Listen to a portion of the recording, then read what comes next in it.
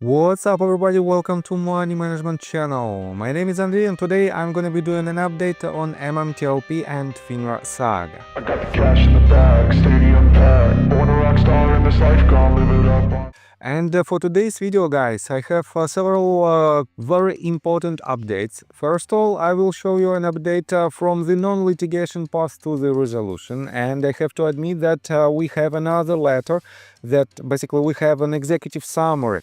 And I will show you what is this letter about in details within just several minutes. On top of that, guys, we have several updates on the litigation path. And we have an update in John Burda's case. And we have an update in TradeStation case that was filed by Mark Basil's law firm. So, and before we dive deep into all of this, guys, please hit the like button for YouTube algorithm and drop me a line in the comment section if you think my videos are valuable for you. And I want to begin today's video with this tweet that was written by Daniel. Daniel wrote this and he added the poster of MMTLP veterans. Here you can see two pictures of Daniel and it is quite funny. And Daniel wrote, nice, the shilliest shill to ever shill a psyop out of Fort Bragg made the MMTLP service poster twice. I must be terrible at this secret squirrel stuff. One hand on the court, the other writing Congress. Or Occam's razor, maybe I'm just a good dude trying my best to help. And guys, yes, it is quite funny, but it is what it is. Some people doesn't like the actions from, for example, Daniel or Scott Roth. But at the same time, guys, in today's video, I will also show you how you have to act if you want to be completely unbiased. So let me show you the most important news from Daniel. Just 7 hours ago he published this. An executive summary boosts effectiveness when engaging high-ranking officials. It saves time, highlights key issues, shows professionalism and ensures your message is clear and impactful.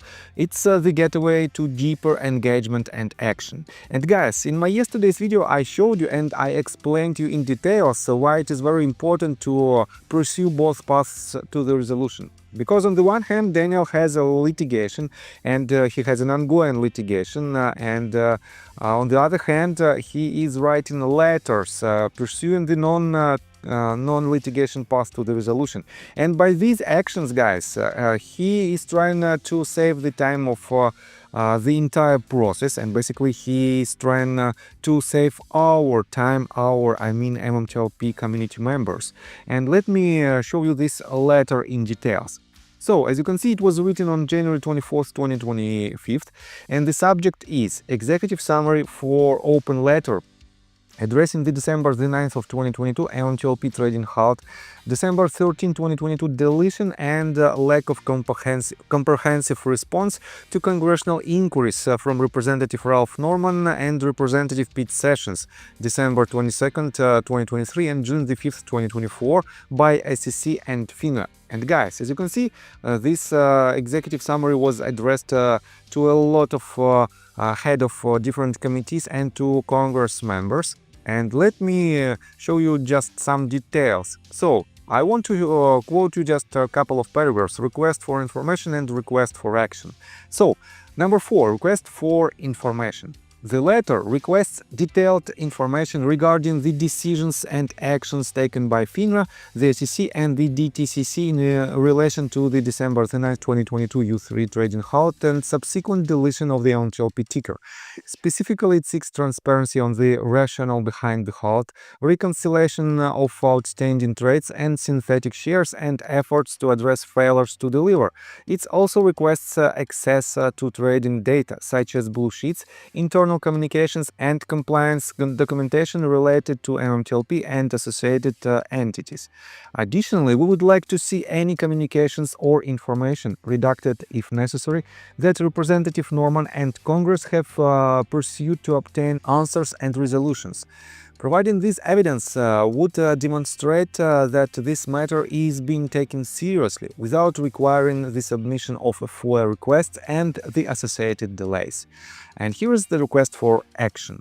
The letter urges Congress to take swift and decisive action to address the regulatory failures perpetuating the MMTLP crisis. It calls for Government Accountability Office investigation into the civil filings of FINRA, the SEC and the DTCC, as well as Department of Justice investigation into potential criminal activities, including market manipulation, synthetic share creation and other violations.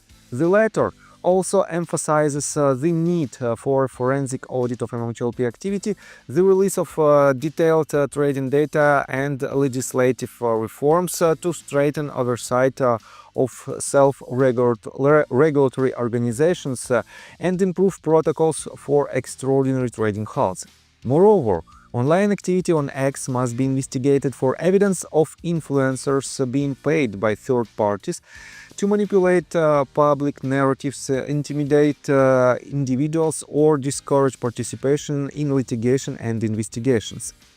These tactics, such as doxing, exposing confidential information to harass, bully, or silence, pose a serious threat to accountability. Finally, the letter requests a public hearing similar to the one held for GameStop and formal meeting in Washington, D.C., with representatives and the SEC to directly address these critical issues with the open letter undersigned and petitioners present, if willing and able. And guys, I have to admit that wait a second, I will show you in details. We have a lot of people who might be involved in this case, and for example, RareDD's due diligence explains a lot of these quite shady details. So he wrote this just several hours ago, on January 24th of this year. Friendly reminder, an SEC investigation about MMTLP will not be complete without explaining why Patricia Casimates was in contact with the SEC in late 2021, why the SEC contacted FINRA's OTC Corporate Actions team before FINRA created the MMTLP Corporate Actions, and what the SEC told Samuel Drady when he told them he was currently bullshitting both MMAT and MMTLP a day before FINRA posted the first MMTLP Corporate Action, among other things. And he added the copies of the FOIA request that we have since I guess March of 2023. And this is important part because as you can see, Daniel also requests this information, and on top of that, guys, wait a second, I will show you right here. So in request for actions, let me quote you again this sentence. Moreover, online activity on X must be investigated for evidence of influencers being paid by third parties to manipulate public narratives, intimidate individuals, or discourage participation in litigation and investigations. And guys, I have to admit that it started long before the tweets on X platform, because let me show you this post. I think you all remember Dr. James J. Angel, and here you can see the tweet that was written by Steph, and he wrote this: feeling nostalgic and missing Dr. Angel after finding this gem, or those were the days. Whoa, wait, never mind, we are still here and not going anywhere. And here is the screenshot of the James Angel information, quite sensitive information, because he received a lot of money for his representation of MMTLP case in front of the Congress. And this is also a part of these shady actions that Daniel explained and mentioned in his first litigation and in this executive summary. On top of that, guys, take a look right here. In response to this tweet that was written by Daniel, he also added this: we are still accepting petition signatures for the open letter until January 31st, 2025. Add your name and support the effort here. And he added again the link to this petition. And for now, it is about 341 people who signed this petition, and I highly encourage you to at least read this petition, and if you agree with these statements, please sign it, and it will be used in his litigation and in his non-litigation path to the resolution. On top of that, guys, a lot of people support Daniel in his Twitter account, and I have to admit that Daniel, wait a second, I will show you somewhere here. He uses not only his information, but he also uses the information of 1213 community. And on top of that, guys, let me quote you this tweet that explains that he is extremely active in this non-litigation path. So he wrote this 12 hours ago. Alright, every office has been notified one way or another. Let's see who bites. Next step, follow up with phone calls on Monday. I've got direct emails, staffers, and submitted contact requests on their websites where needed. Time to keep the pressure on. And he added the handwritten list of congressmen. And as you can see, he contacted a lot of them by web form or some kind of direct path.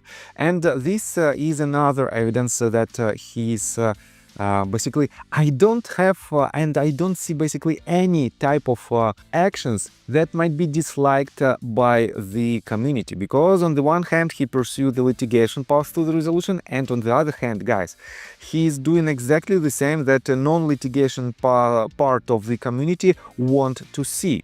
So let me show you another quite interesting update. So I covered this tweet, and let me show you that we have a quite interesting update from Bloomberg Intelligence that stock trading goes dark. Here you can see the tweet that was written by X Market News 5 hours ago. Breaking: over half of US stock trading is now off exchange in dark pools. Off exchange trading is now record breaking for US stocks. This includes stocks like GME, Tesla, and ANC.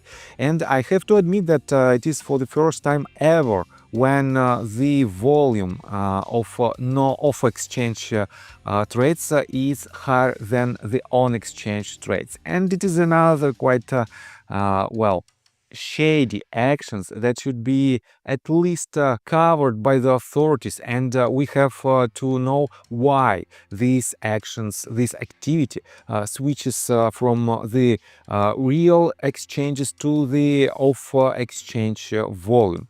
On top of that, guys, let me show you another quite interesting information. X Market News published the tweet and published the letter that was written by due diligence, and this is another letter that pursues non-litigation path to the resolution, and I covered it just a couple of videos ago. And that is how, guys, you have to be completely unbiased, because definitely every one of us have our own opinion, but at the same time, guys, we have to cover all the information that comes from different sources. And that is why, guys, despite the fact that I think the most prominent path to the resolution is the litigation path, I cover this type of letters from due diligence, and I even cover a lot of information from Roman Supes, and you know that his position is extremely controversial, I would say. But guys, take a look right here. We have X Market News who published this letter that was written by due diligence. At the same time, guys, X Market News didn't publish the letter and basically any information about the petition that was written by Daniel and about his efforts to pursue non-litigation path. In my opinion, it is at least unfair to disclose one part of information and to hide another part. But it is what it is, and I think time will tell who is right and who is wrong. So let me show you this tweet that was written by Roman Supes. And for now, guys, we have two updates in the most recent litigations. First of all, he wrote this: news, legal update, another filing out in SEC versus Burda and Palikors, order governing proceedings. We'll check it out in about an hour and a half unless somebody else buys it first. Also, notice of appearance. And guys, I have to admit that Yes, it is quite controversial case in general, but we have to see how it will be resolved. And let me show you some details. First of all, we have new deadlines, and these deadlines are following. Rule 26F conference by February 14th, 2025. Initial disclosures by February 24th, 2025. Rule 16 management conference on March 19th, 2025.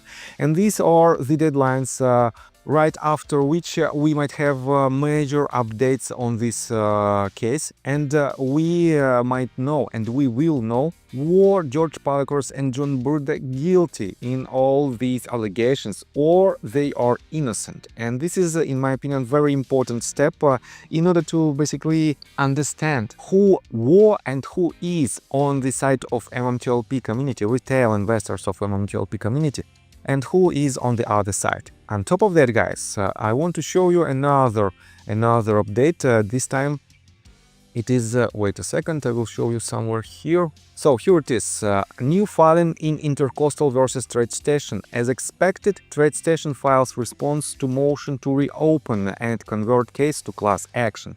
Again, he added the direct link to this document, and I have to admit that let me show you right here. Basically, let me quote you just the conclusion, and let me show you some interesting details. So here you can see the conclusion. For the foregoing reasons, defendant TradeStation Securities respectfully requests that the court deny plaintiff's motion to reopen and refuse leave to amend the complaint. And I have to admit that it is 100% expected action. But at the same time, guys, I want to pay attention to this part of this document. On page 16, you can see the screenshot of Mark Basile's tweet that he wrote on May 16th of 2023. And let me quote you this. MMTLP. So I thought I would share some information and thoughts about a class action. And before the fight starts in on me, we have nothing to do with class actions. We don't file them, etc. However, you are all part of a class action pending in the US District Court for the Eastern District of New York case, and he added the number of case, which is subject to a motion to dismiss by MMAT. I just finished reading the complaint filed by class action. And as you can see, this information is added to the official document that was represented by the TradeStation. And guys, I think that is the reason, and at least one of the reasons why Mark Basile, for example, and why Daniel, they don't disclose a lot of information in regards to these litigations, because they have to be quiet and they have to use all the facts and they have to use all the evidence in the court only. That is why, guys, we don't have a lot of information from Mark Basile's side. And guys, let me tell you my personal story. I have a wife and 2 children aged 11 and 15, as well as a small dog. After 30 years of living in Russia near the Baikal Lake, we decided to move. Now we reside in Serbia. Although I don't own any MMTLP shares, I invest a lot of time creating daily MMTLP videos. I have been doing this every day without days off and holidays for more than 1.5 years. Now I wish to buy back this time from my family, from my children. We've agreed that I will ask the MMTLP community to support me, and I will give all the money to the children. Therefore, if you believe that I am providing useful content for you and wish to support me, you can join my Patreon account. For $5 a month, I will add your name to my list of supporters if you wish. Thank you in advance. The link you can find in the description below. So, I think that's all information that I want to provide you. If you like my video, please hit the like button and subscribe to my channel, and see you guys and girls next time. Bye! I got the cash in the bag, stadium packed. Born a rock star in this life, gone live it up on the attack. Baby, I'm bad, I just wanna get caught up in this life, I'm crazy, I'm